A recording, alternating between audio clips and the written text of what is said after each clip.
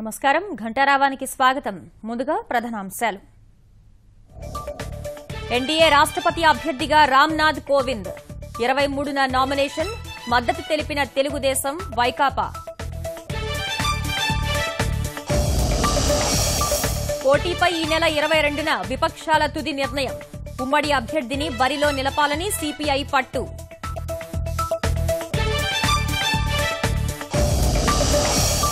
వచ్చే మార్చి కల్లా 23 నీటి ప్రాజెక్టులు పూర్తి చేస్తాం. సాగునీటి రంగానికి అత్యంత ప్రాధాన్యమిస్తున్నామన్న సీఎం.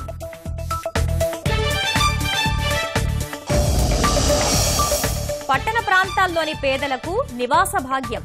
1.5 లక్షల ఇళ్ల నిర్మాణానికి సీఎం శంకుస్థాపన.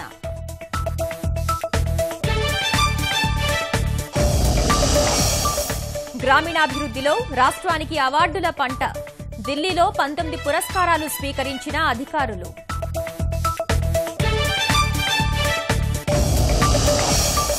గాజువాక సబ్ రిజిస్ట్రార్కు 6 కోట్లకు పైగా ఆస్తులు. అనిసా సోదాల్లో బయటపడిన పాపాలు.